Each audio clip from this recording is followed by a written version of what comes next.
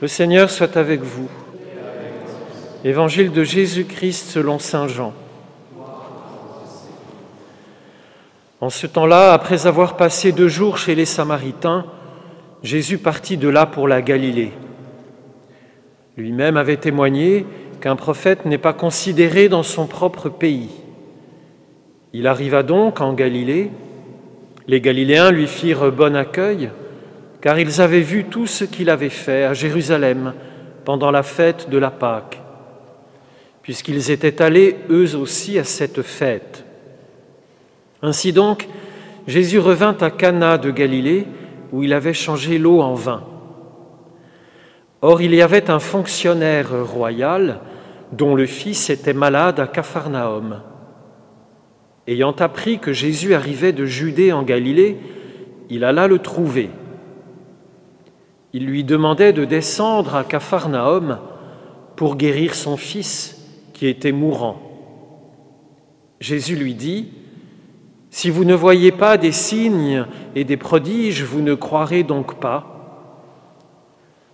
Le fonctionnaire royal lui dit : « Seigneur, descends avant que mon enfant ne meure. » Jésus lui répond : « Va, ton fils est vivant. » L'homme crut à la parole que Jésus lui avait dite et il partit. Pendant qu'il descendait, ses serviteurs arrivèrent à sa rencontre et lui dirent que son enfant était vivant. Il voulut savoir à quelle heure il s'était trouvé mieux.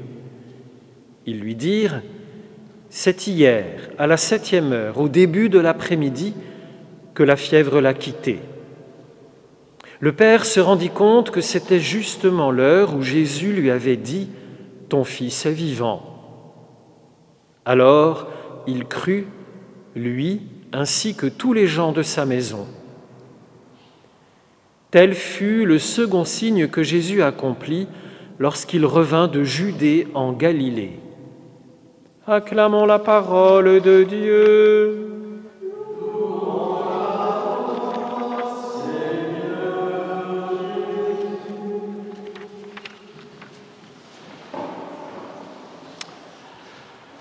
Bâtir et planter. Tels sont les 2 verbes que nous avons entendus dans l'extrait du livre d'Isaïe. Bâtir et planter peuvent à eux seuls résumer toute l'activité humaine et toute l'histoire humaine. Par son génie propre, l'homme bâtit des maisons, bâtit des villes, bâtit des sociétés, bâtit des circuits financiers, bâtit des systèmes de sécurité sociale et ainsi de suite. Mais ce que le prophète nous enseigne, c'est que Dieu fera quelque chose dans le monde pour que ce que nous bâtissons, nous puissions y demeurer. On bâtira des maisons et on y demeurera. Car ce que nous bâtissons, nous n'y demeurons pas. Les maisons que nous bâtissons, nous les transmettons à nos héritiers. Les systèmes que nous bâtissons peuvent être subvertis par d'autres systèmes, à tel point que notre système globalement mercantiliste et en télécommunication est complètement subverti par le Covid-19. Pourquoi ?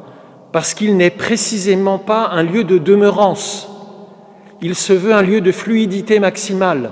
Seul le flux compte dans ce système, jusqu'à rendre fluides les appuis les plus sûrs de toute vie humaine, à savoir le sexe et la généalogie. Il n'est pas étonnant que ce système ne puisse plus tenir.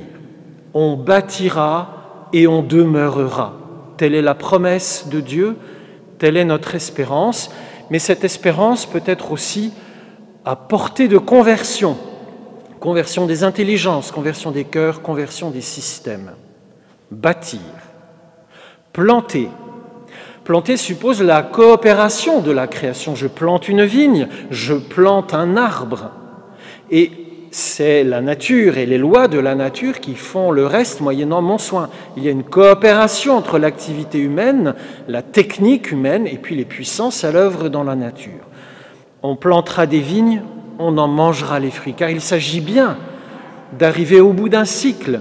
Je plante pour qu'il y ait une fruition et que cette fruition s'accomplisse en consommation, en jouissance, en possession.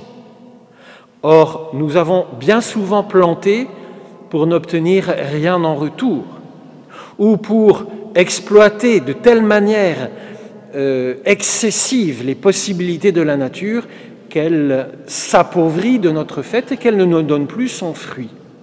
Pollution, pandémie, déforestation, réduction des espèces vivantes, nous n'avons pas planté selon l'ordre d'une certaine manière. Or, le Seigneur nous promet, une demeurance éternelle, Dieu, une jouissance éternelle. Et notre activité humaine en tant que chrétien, notre activité même adamique en tant que créature, doit pouvoir connaître cette loi et entrer profondément en résonance avec cette loi. Le Seigneur ne nous laisse pas à nos folies, ne nous laisse pas à nos désordres, il fait intervenir sa parole dans la détresse de ce père de famille dont un enfant, à quelques encablures de là, est en train de mourir de fièvre. Et vous avez entendu l'acte de foi de cet homme. Jésus lui dit à distance, « Va, ton fils vit ». Il se met en chemin vers Capharnaüm où il réside et il se passe au minimum une nuit, puisque, étant rejoint par ses serviteurs, il apprend que c'est la veille, à 13h, à l'heure où Jésus a parlé, que l'enfant s'est trouvé bien. Le Seigneur nous donne la parole pour le moment dans lequel nous sommes, pour le moment d'épreuve dans lequel nous sommes. À nous de l'entendre et d'y croire.